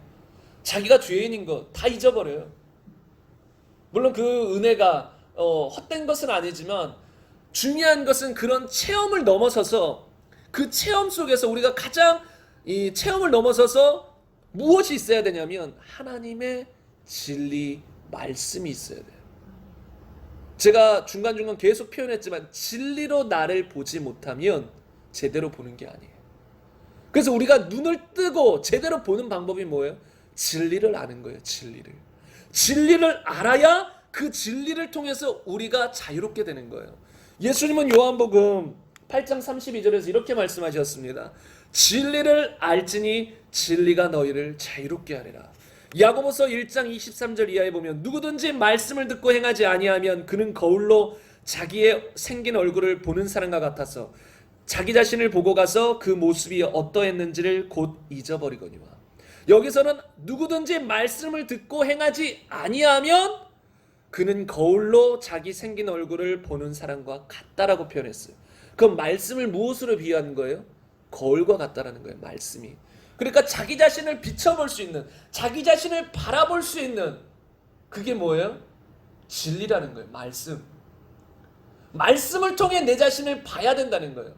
그래서 여러분 정말로 성경 말씀 교회 와서 우리가 말씀을 듣는데 우리가 초점 맞춰야 되는 건 무엇이냐면 지금 뭔가 은혜스럽나? 뭔가 재미난 이야기, 뭔가 감동되고 이게 좀 뭔가 뭐라 그러죠? 교감이 되는, 좀 동의가 되는, 좀 서로 마음이 통하는 그런 이야기 해주는 거 아닌가? 그런 것도 있을 수 있지만 그게 우리가 말씀 듣는 초점이 아닌 거예요. 여러분 세상 강사들, 세상에서 앞에서 막 TV나 막 곳곳에서 강연하고 사람들과 대화하는 사람들의 특징이 뭔지 아세요? 정말 유명한 강사들의 특징? 공감을 잘해주는 거예요. 저 사람들의 모습들, 뭐 부모 세미나를 한다면 저 부모님들이 자식을 키우면서 또 남편과 어떤 삶을 사는지 대략적인 것을 다 파악해서 그것들을 막 이야기해 주는 거야. 막 자식들이 이렇지요, 사춘기 때는 이렇지요. 그럼 막 부모님들이 공감을 하거든요. 맞아. 그러면 어떤 강사가 되는지 아세요? 스타 강사가 되는 거예요. 우리의 마음을 알아준다고. 공감, 감성을 자극하고. 여러분 그런데 성경 말씀은 단지 우리의 감성을 자극하고 우리에게 공감을 유도하려는 게 아니에요. 진리를 가르쳐주는 거거든요. 그래서 우리가 말씀을 들을 때도 이걸 알아야 되는 거예요. 진리를 알아야 되는 거예요. 진리가 무엇인가? 저는 지금도 계속 갈급해요. 성경 말씀에서 모르는 거 너무나 많아요. 정말 읽다 보면 피상적으로 아는 수준이 아니라 정말 이 말씀이 무엇을 말하지? 왜요? 그 말씀을 알아야 나를 볼 수 있거든요. 그 말씀을 알아야 나의 실상을 볼 수 있고 그 말씀을 알아야 영혼들의 실상을 보고 전해줄 수 있거든요. 그리고 그 말씀 위에 굳건히 서서 신앙생활 할 수 있거든요. 표면적으로 말씀을 알고 신앙생활 하다가 나중에 무너지는 사람이 얼마나 많습니까? 주님 앞에 갔을 때 칭찬받지 못할 사람이 얼마나 많습니까? 예수님을 구세주로 믿으며 믿기만 하면 영원히 천국은 보장된다라고 하나님 말씀을 피상적으로 잘못 알고 있다가 그렇게 믿고 신앙생활 열심히 하고 11조 다 하고 헌금 다 하고 교회 봉사 다 했는데 삶은 불법이었어요. 삶에서는 주님이 주인이 아니었어요. 어떤 종교적인 모습은 나타났지만 종교적인 행위는 했지만 삶이 불법이었어요. 그래서 마지막 날에 주님이 난 널 모른다 하실 때 어떻게 할 거냐는 거예요. 그 사람의 핵심은 뭔지 아세요? 지옥 간 핵심이? 진리를 모르는 거예요. 그냥 이곳저곳에서 주워 들어서 진리를 알지 못하는 이 사람들의 말을 주워 들어가지고 믿으면 천국 간다는데 영접하면 뭐 예수님 믿고 교회 잘 다니면 천국 간다는데 성경은 언제 그렇게 말한 적이 없어요. 그냥 교회 잘 다니면 헌금 잘하면 누가 천국 보낸대요. 진리를 모르는 거예요. 제가 이런 말을 해도 많은 사람들이 모르는 것 같아요. 이렇게 말해도 그래도 나는 뭐 장로님이야, 나는 뭐 부모님이 다 신앙 잘하셔, 목사님이야. 아니에요. 자기가 어떤지를 봐야 된다는 것이죠. 자기가.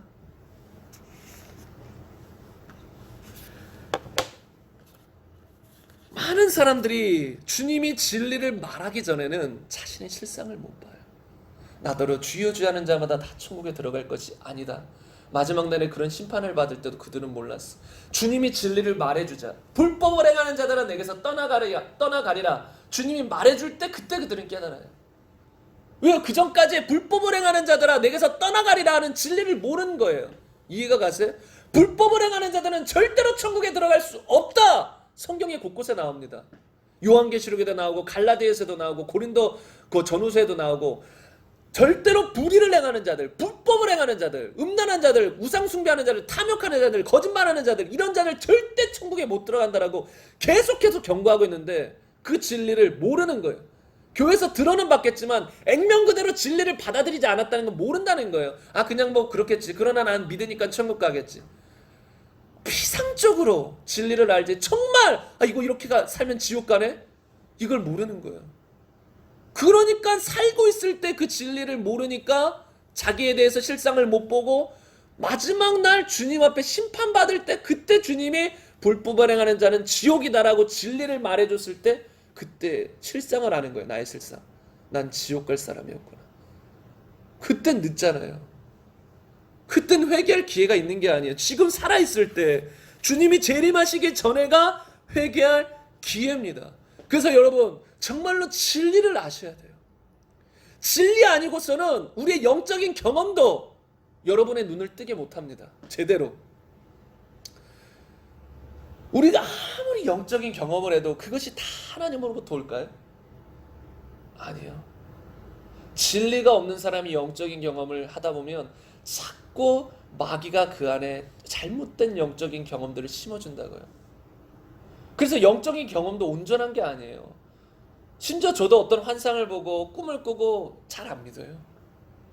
제대로 성경적인 것만 받아들이지. 우리가 환상을 보고 꿈을 꾸고 어떤 주의 음성을 듣는다라고 해도 그게 다 주님으로부터 온 게 아니에요. 환상도 무엇으로 분별돼야 돼요? 음성도 무엇으로 분별돼야 돼요? 주님의 진리로 분별이 돼야 되는 거예요. 그러니까 내가 어떤 경험을 해가지고 나의 실상을 보는 그게 아니라 이 진리를 깊이 파고 들어가지고 진리 속에서 나를 볼 수 있어야 된다는 거예요. 진리 속에서. 여러분 오늘 본문 말씀 보면 요한계시록인데 예수님께서 7교회 사자들에게 편지한 거였어요. 근데 7교회 사자들에게 거의 다 이제 칭찬도 하셨지만 무엇을 하셨어요? 책망을 하셨어요. 칭찬도 하셨지만 책망하셨다는 말이에요. 거의 모든 교회에.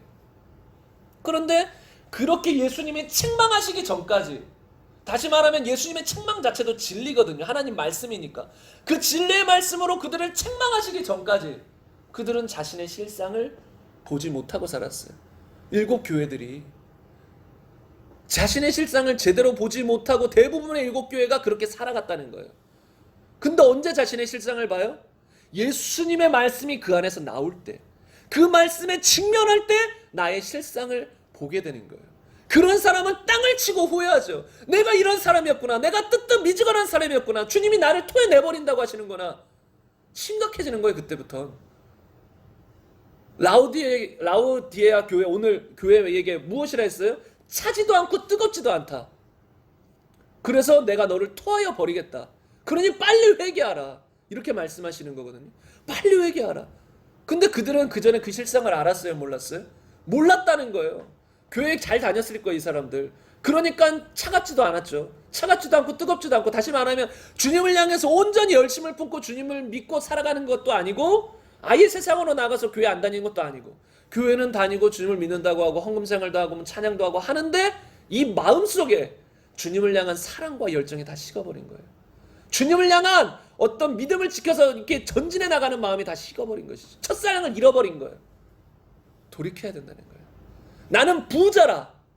나는 부자라여서 주님을 향한 뜨거운 마음을 잊어버린 거예요. 갈급한 심령을 잊어버린 것입니다.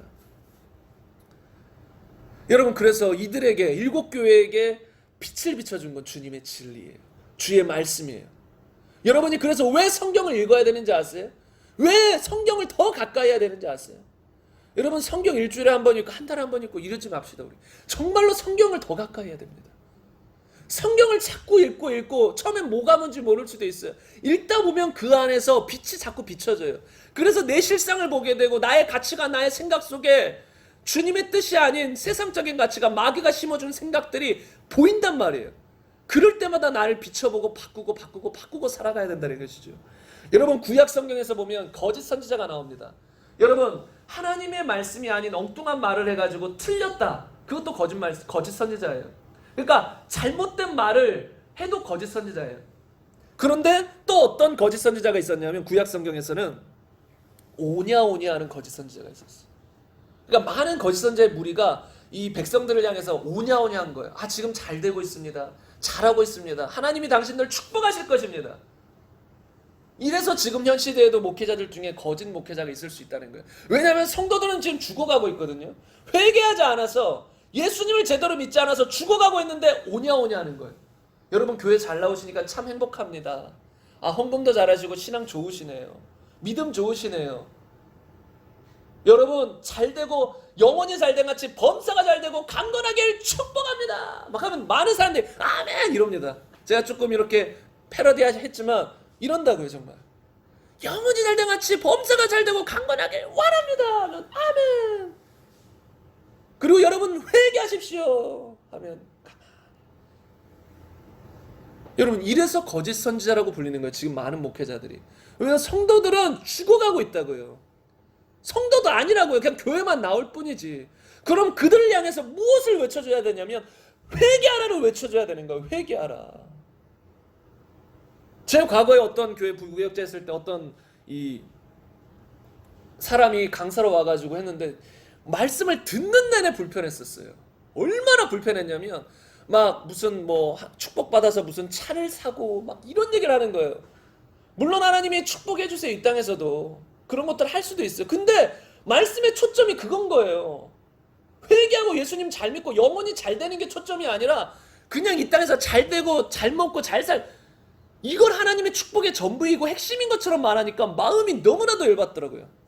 그 안에 수많은 성도들이 듣고 있는데 또 아멘 아멘 하고, 아멘 하는 것도 문제예요. 여러분, 그런 설교 저는 입 꽉 닫습니다. 절대 아멘 안 해요. 아멘 하는 순간 똑같은 사람이 되는 거예요.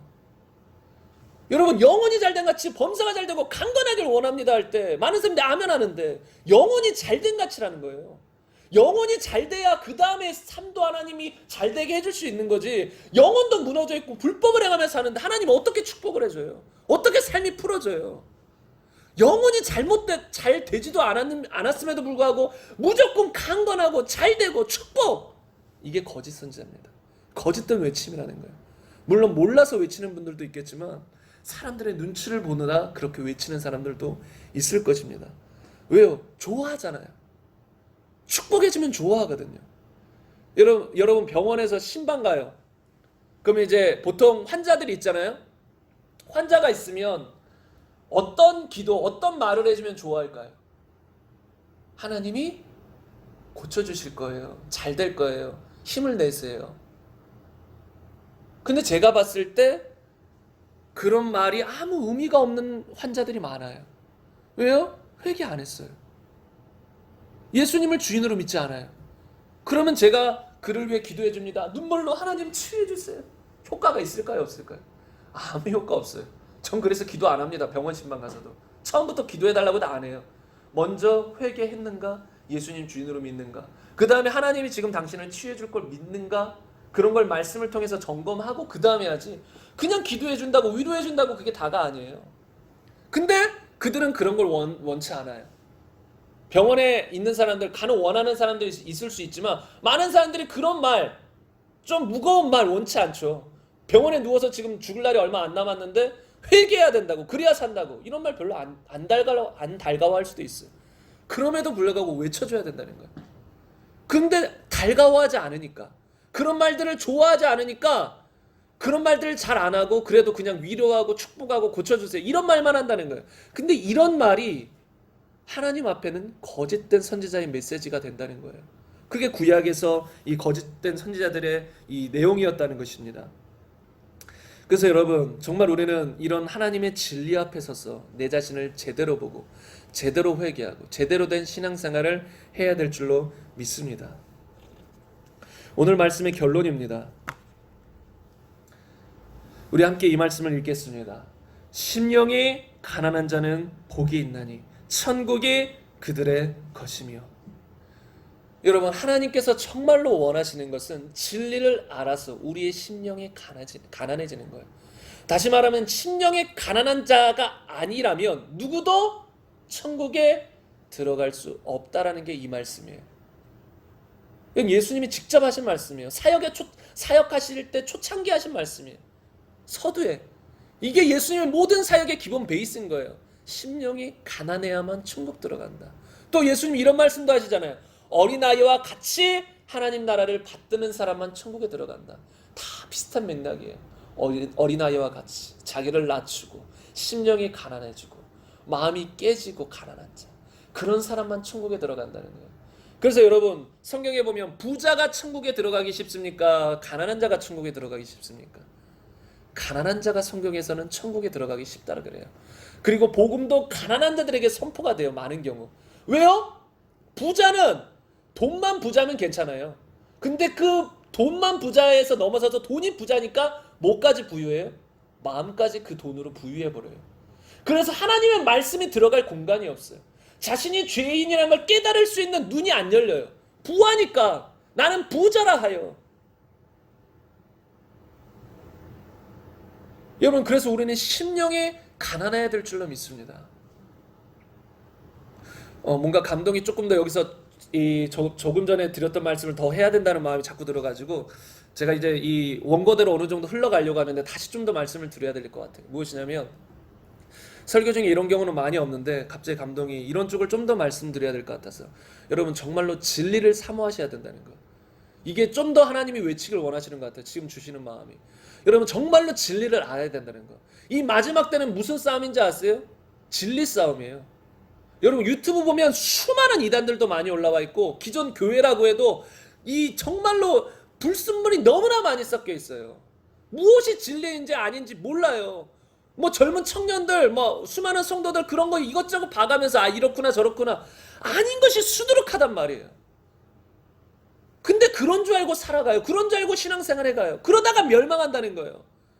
그래서 여러분 정말로 우리는 베레아 사람들처럼 정말 그러한가, 유튜브에서 뭐 영상들을 보더라도, 제가 지금 이런 말씀을 심지어 전하더라도 지금 김장군 목사님이 전하는 이 말씀이 정말 성경적인가, 여러분 성경으로 다시 한번 살펴보셔야 돼요. 제가 성경의 말씀 근거 없이 말한다, 그럼 성경에 그런 게 나와 있나 살펴보셔야 된다는 거예요. 베레아 사람들처럼 성경에 말하는 게 정말 그런가? 제가 성경 말씀 구절 없이 그냥 제가 그냥 해석한 대로만 자꾸 말하다 보면 여러분들도 살펴보셔야 돼요. 아 저렇게 해석하셨는데 저게 정말 성경의 말씀에 근거한 것인가? 만약에 성경의 말씀에 근거하지 않은 해석을 제가 막 했는데 여러분이 그걸 믿고 살았어요. 그럼 마지막 날에 주님 앞에 아 김장군 목사님이 그렇게 말했는데요? 소용없습니다. 너 언제 김장군 목사의 말을 들으라 했냐? 나의 말을 들으라 한 거 아니냐? 나의 말은 성경에 기록되어 있는데 성경 기록보다 김장국 목사의 말을 믿었냐? 주님이 이렇게 책망하시면 여러분 그 책임을 저한테도 넘길 수 없는 거예요. 저도 책임이지만 쌍방 책임인 거예요. 그러면 마지막 날에 거짓 목회자들이 많이 이렇게 말한 것 때문에 많은 사람들이 주님 앞에 섰을 때 아니요 우리 교회 목사님 이렇게 말했는데요, 이렇게 신앙생활하면 천국 간다라고 했는데요. 근데 주님이 언제 성경에 그렇게 적혀 있었느냐? 언제 내가 그렇게 말했느냐? 너는 왜 너의 목사님 말이 진리인 줄 알았느냐? 그가 나의 말을 하지 않았다면 그도 거짓말한 것이다. 너는 너의 목사가 진리였냐? 내가 진리지 않았느냐? 왜 너는 너의 목사님의 말만 듣고 너는 왜 진리를 사모하지 않았느냐? 너는 왜 진리에 관심이 없었느냐? 너는 정말 내가 말하는 말에 관심이 있었느냐? 내가 무엇을 말했는지, 내가 무엇을 원하는지, 너희들 향해서 무엇을 말하는지, 너의 실상을 뭐하라고 말했는지 성경을 한 번이라도 제대로 봤느냐? 한 번이라도 나에게 구해봤느냐? 하나님 나의 실상을 보게 해달라고, 나의 모습을 제발 보게 해달라고, 진리를 알게 해달라고, 나도 진리 위에 거하고 싶다고 한 번이라도 나에게 진심으로 기도해 보았느냐? 그 책임은 우리 책임인 겁니다. 나중에 다른 사람에게 책임을 전가할 수 없어요. 내 책임인 거예요. 여러분 성경에 보면 성령의 기름 부심이 우리 안에 거하시기 때문에 우리가 하나님 말씀을 알 수 있다 그랬어요. 우리가 하나님으로부터 직접 가르침을 받을 수 있어요.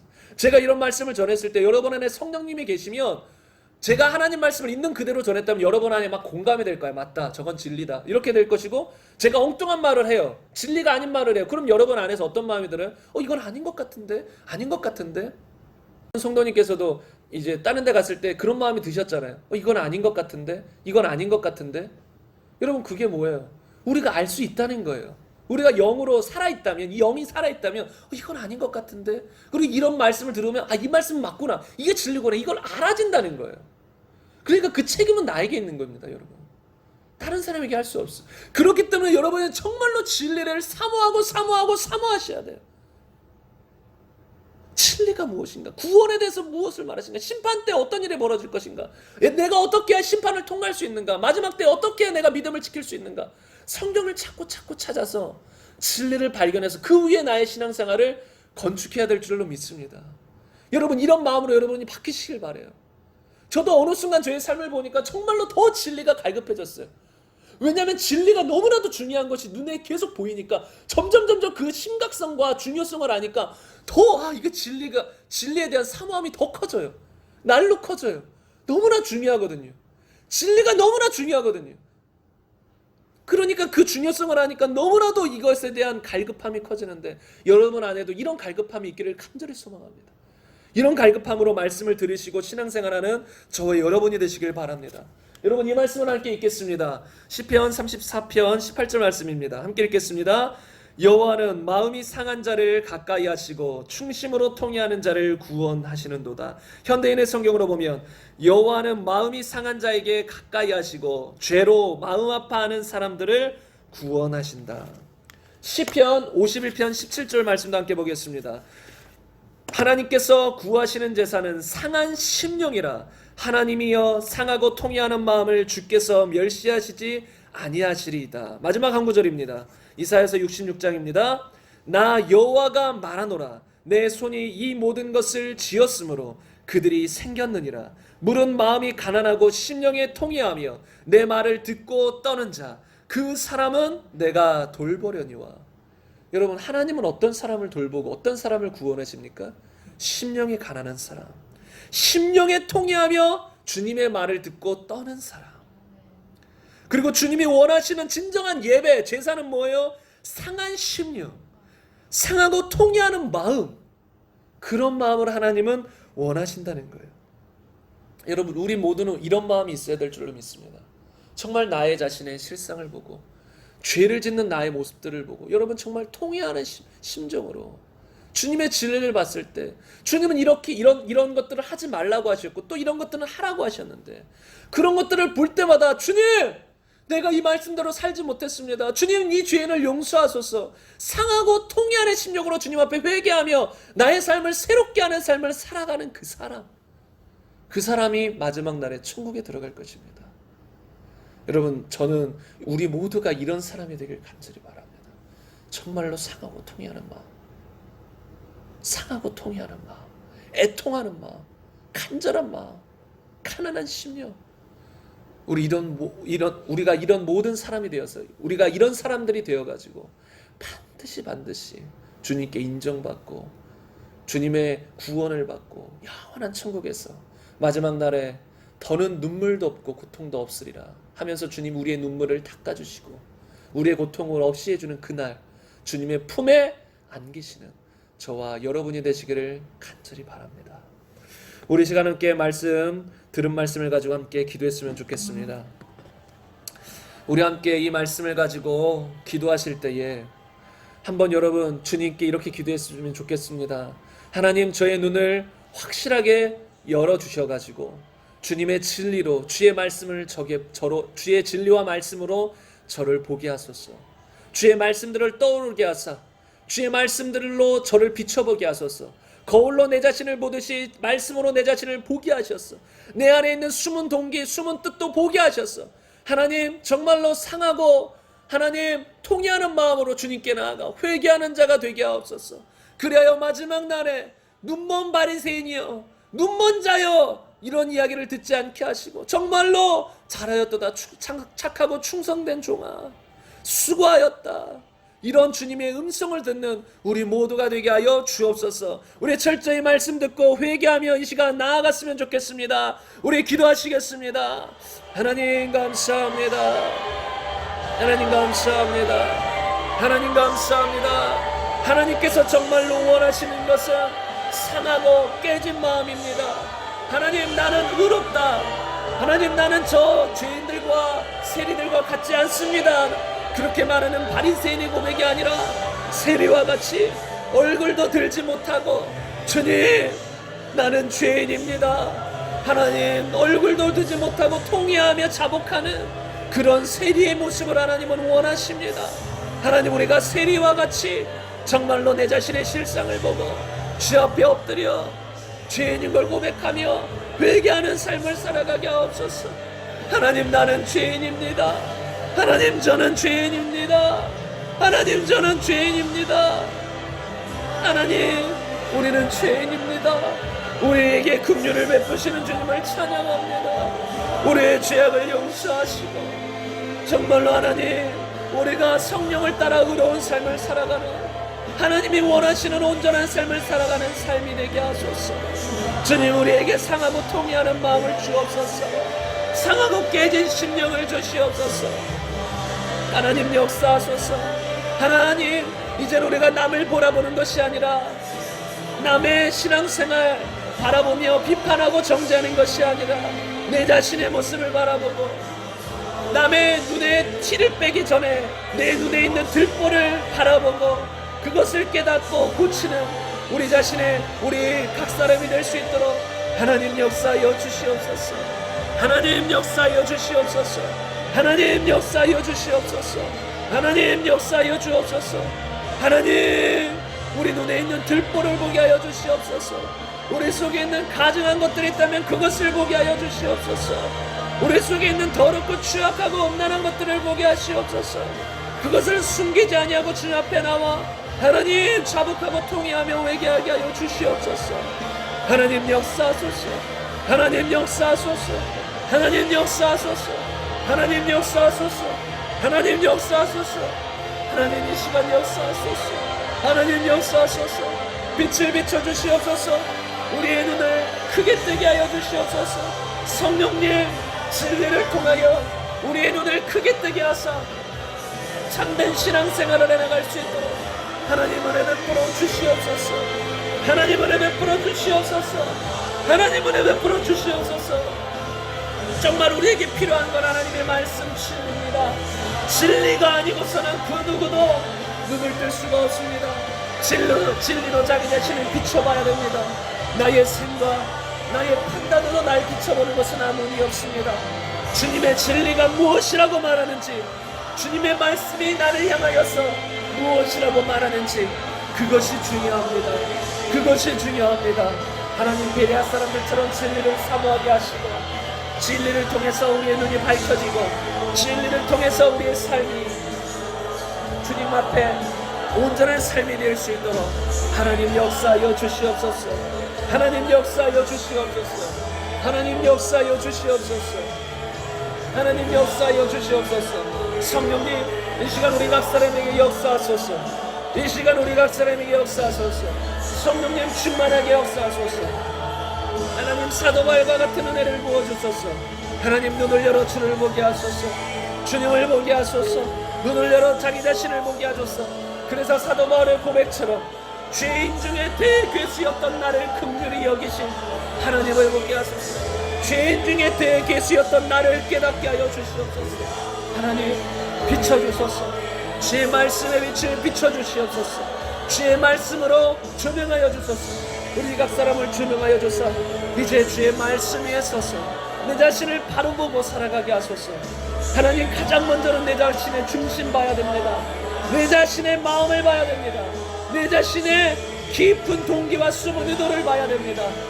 그 숨은 의도와 동기를 바라보고 하나님 살아가는 우리의 모두가 될 수 있도록 하나님 역사하여 주시옵소서. 하나님 역사하여 주시옵소서. 하나님 역사하여 주시옵소서. 하나님 역사하여 주시옵소서. 하나님 역사하여 주시옵소서. 우리 모두가 그런 삶, 그런 삶을 살아갈 수 있도록, 그래야 마지막 날에 구원을 잃어버릴 자가 단 한 명도 없도록 하나님 역사하여 주옵소서. 주님 앞에 다 바른 자가 이렇게 상하고 통회하는 심령을 가져서 주 앞에 다 바른 자가 될 수 있도록 하나님 역사하여 주옵소서. 하나님이 원하시는 것은 우리의 중심입니다. 하나님이 원하시는 것은 우리의 속사람의 중심입니다. 우리의 상하고 통회하는 그 중심의 마음입니다. 하나님, 이 시간 우리가 그런 마음이 될 수 있도록 은혜 베풀어 주시옵소서. 상하고 통회하는 마음이 될 수 있도록 하나님 은혜 베풀어 주시옵소서. 하나님 은혜 베풀어 주시옵소서. 하나님 은혜 베풀어 주시옵소서. 하나님 은혜 베풀어 주시옵소서. 하나님 이 시간 우리 모두를 예수님의 이름으로 축복합니다. 하나님 영혼이 잘된 같이 범사가 잘되고 강건해야 되지만 가장 먼저는 영혼이 잘되는 것입니다. 우리의 영혼은 주의 진리를 통해 눈이 띄어지고 참된 회개와 믿음을 가질 때 영혼이 잘될 수 있습니다. 정말로 우리 모두가 영혼이 잘될 수 있도록 우리의 각 사람의 영혼이 잘될 수 있도록 강건할 수 있도록 은혜 베풀어 주옵소서. 은혜 베풀어 주옵소서. 이 시간 축복합니다. 이 시간 축복합니다. 성령님 우리 각 사람에게 임하옵소서. 우리 각 사람에게 임하옵소서. 우리 각 사람에게 역사하여 주옵소서. 우리 각 사람에게 역사하여 주옵소서.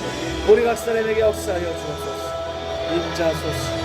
임자소서. 임자소서. 임자소서. 임자소서. 임자소서. 주님 감사합니다. 하나님 감사합니다. 하나님 감사합니다. 하나님이 원하시는 것은 하나님 나를 의롭다고 내세우는 바리새인의 그 변질되고 외식된 마음이 아니라 하나님이 원하시는 건 상한 심령입니다. 중심으로 상하고 통회하고 깨진 마음을 가지고 주 앞에 나아가는 것입니다. 하나님 우리 모두가 이런 마음을 잃어버리지 않게 하옵소서. 날마다 이런 마음으로 주 앞에 회개하고 정말로 주 앞에 겸손하며 마음을 낮추고 어린아이와 같이 천국을 받드는 자 그리고 주의 말씀 앞에 떠는 자가 되게 하여 주옵소서. 또 하나님 정말 이렇게 주일에 나와서 함께 예배드렸습니다. 우리 각 성도님들 가장 먼저는 이런 말씀을 통해 영혼이 잘되게 하시고 또 범사가 잘되게 하시며 강건할 수 있도록 건강할 수 있도록 삶에서도 주님이 형통하도록 붙들어 주옵소서. 하나님 우리가 우리의 마음을 담아 예물을 드렸습니다. 드린 예물들 주님 그 단지 물질을 받으시는 게 아니라 그 예물을 통한 중심을 받으시는 주님 우리의 중심을 받으시고 또 우리 그 중심을 드는 우리 각 사람을 축복하시되 하나님 우리 각 사람이 축복받고 가족도 축복받고 대대손손 축복받을 수 있도록 그러나 세상이 말하는 축복이 아닌 주님이 말하는 성경적인 영적인 그리고 성경이 말하는 진정한 축복을 받을 수 있도록 역사하여 주옵소서. 하나님 또 우리 가운데 마음이 깨지고 또 육체가 아픈 분들이 있습니다. 하나님 이 시간 그분들을 위해 기도합니다. 병든 자에게 손을 얹은 즉 나으리라 하셨습니다. 아프신 분은 스스로 손을 얹길 바랍니다. 병든 자에게 손을 얹은 즉 낫는다 하셨습니다. 믿는 자가 손을 얹은 즉 낫습니다. 또 너희가 믿느냐 그러면 그대로 되리라 주님 말씀하셨습니다. 치유함도 믿음으로 받습니다. 이 시간 예수 그리스도의 이름으로 선포합니다. 우리의 마음의 질병 또 육체의 질병은 이 시간 예수의 이름으로 치유를 받을 치여다. 모든 고통에서 노임을 받을 치여다. 새롭게 될 치여다. 또한 예수 그리스도의 이름으로 명하는 우리의 환경도 새롭게 될 치여다. 우리 가정 가운데 역사하는 수많은 악한 영의 공격은 이 시간 예수 이름으로 떠나갈 치여다. 주님의 평강이 우리 가정 가운데 임하기를 간절히 소망합니다. 주님 역사하여 주옵소서. 그리고 하나님 또 우리가 우리의 마음속에 있는 숨은 죄악들도 주 앞에 올려드리며 또 우리 마음속에 있는 깊은 하나님께 고백하는 것들이 있습니다. 하나님 그 고백들 주님 들으셨으니 주님 그 고백들 들으시고 우리의 삶을 새롭게 하시고 하나님의 사랑과 은혜와 평강이 넘치는 삶이 되게 역사하여 주옵소서.